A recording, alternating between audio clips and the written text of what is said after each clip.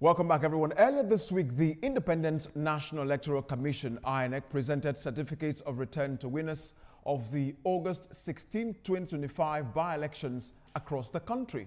The certificates were presented to newly elected senators and House of Representatives members at the Commission's headquarters in Abuja by the national commissioners representing the affected constituencies. Tonight, joining me from our Lagos studio for more discussion on this is a researcher and political analyst, Dr. Adeni Ojikutu. Did I get that right? You did. Welcome to the program, sir. I also have joining me from our Abuja studio a doctorate research fellow and political analyst, Dr. Joel Kemai. Thank you, Dr. Joel, for being on the program with us this evening. Thank you for having me. Indeed. Let me begin with you right here, Dr. Jikutu. Before we get into some of the issues that was raised by the observers in this election, how will you rate INEC's performance in this election? You want me to score INEC? Of course. In terms of numeric figures, let's say 0 to 10 or 0 to 100. Let's do 10. No, let's do it this way. Okay. Let's pick them at face value. Number one, elections are just a process to elect leaders. And the function that INEC has is to be able to try as much as possible to conduct those elections fairly, credibly, and make sure that the wishes of the people is reflected through the ballot, which they are the umpire. Now, how have they fared in these midterm elections? Let's put it above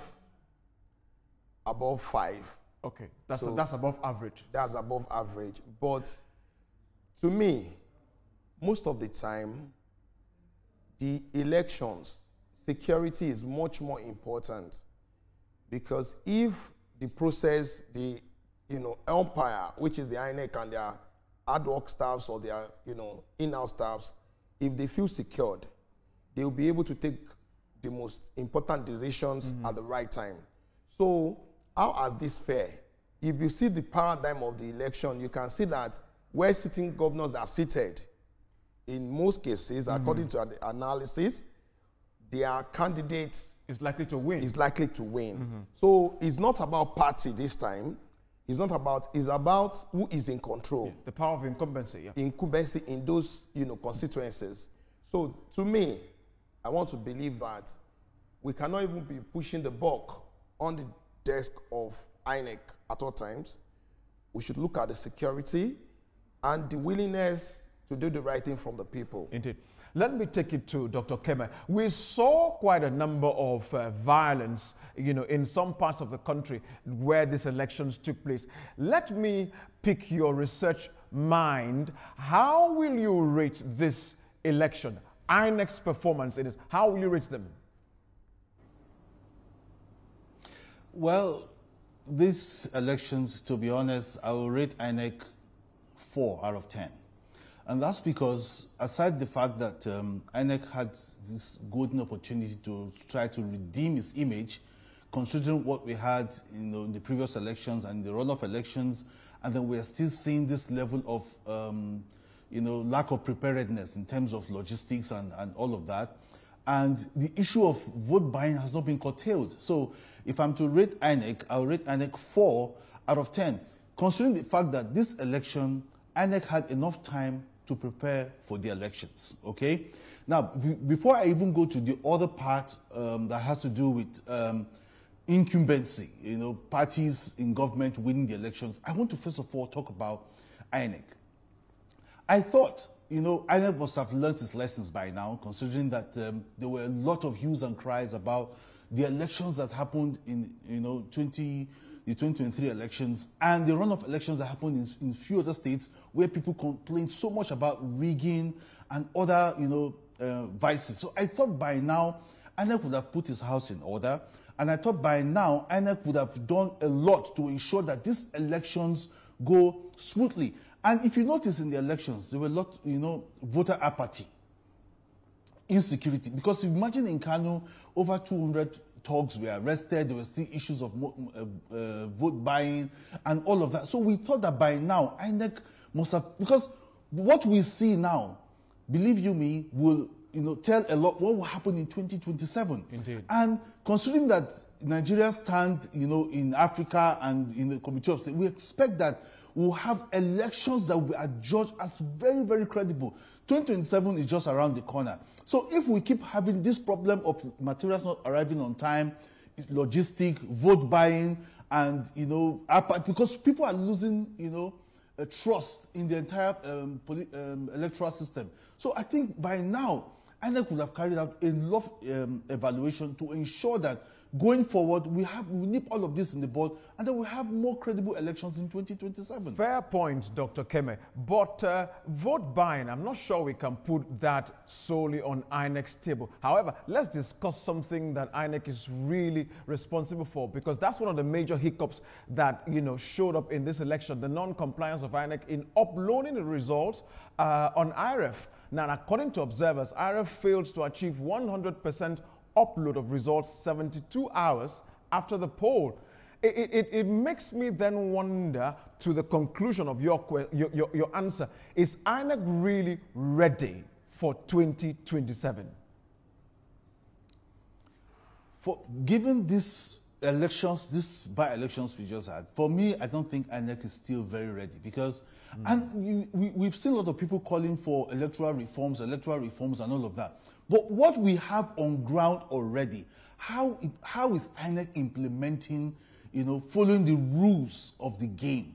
Because, when people talk about elections now in Nigeria, people just look the other way because they just feel their votes will not count. And INEC is not doing a good job. So if you ask me, in terms of the preparedness of INEC come 2027, I will tell you that INEC is not yet prepared, because it means that the lessons, they didn't learn enough lessons from the runoff elections to put everything in place.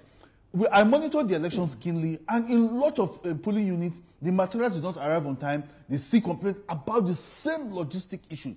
This is not rocket science. We expect that INEC would have carried out effective monitoring and evaluation, evaluate its past elections, and then see that there's a need, areas they need to improve. And people complain so much about logistics.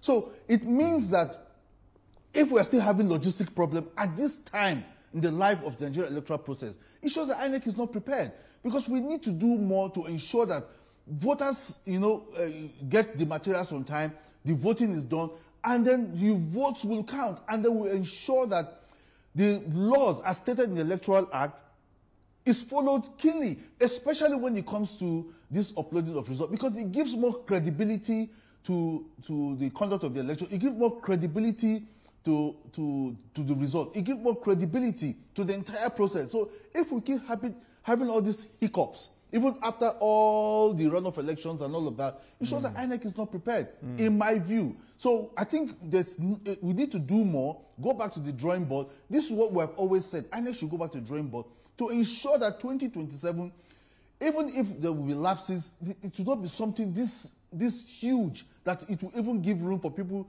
to start doubting the credibility and the preparedness, let me bring it down here, and efficiency of INEC. Thank you, Dr. Keme. Let me bring it down to you now, Dr. Ojikutu.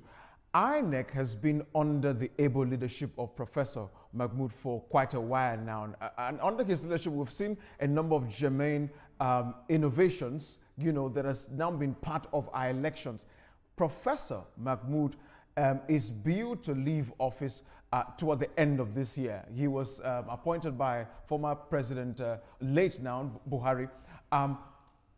What do you think would now happen to INEC, especially some of the innovations that he has brought to play? And he's saying that INEC doesn't look ready for the forthcoming election in 2027. What do you think would be of INEC after Jega? That is if, Mahmood, that is if he even leaves office, or do you think President Tinubu would keep him back? That's the prerogative of the president. But for me, there are, people that are very upright in Nigeria. in as much as we have complaints about some people's character, and I want to, you know, say that there are a lot of eggheads that can handle that even as much as these people have, and even much more better. So what I will say is that we don't lack human resources to be able to look for someone that will be upright and will be very innovative, in even much more than Professor Mahmoud, and will be able to do us an election that will be very much more credible, much more acceptable. You know, when you want to rate elections, you rate it with a lot of things. Number one, if the elections are saying the true reflection, if the votes are giving the true reflection of the wills of the people, you look at the equity, the fairness, the, you know, general credibility around the electioneering as put in place. Look at the bimodal voters verification, accreditation system, the BVAS.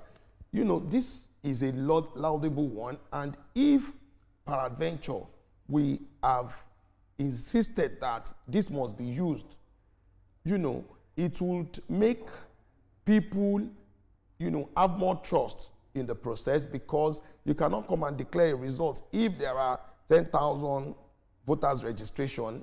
You cannot come and declare an 11,000 results.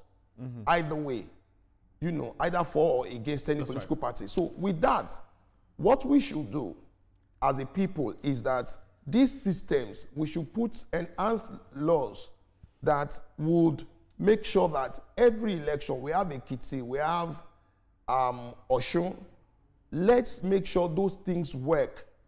So BVAS, if you accredit someone, not until that person will be able to vote. So whatever resources we have as a nation, so that will give us some level of confidence going into 2027. So for you, it doesn't matter who sits on the table, it has to do with the systems. Institutionalizing those technology. Indeed. And making sure that all are sundry, make sure that these elections are credible.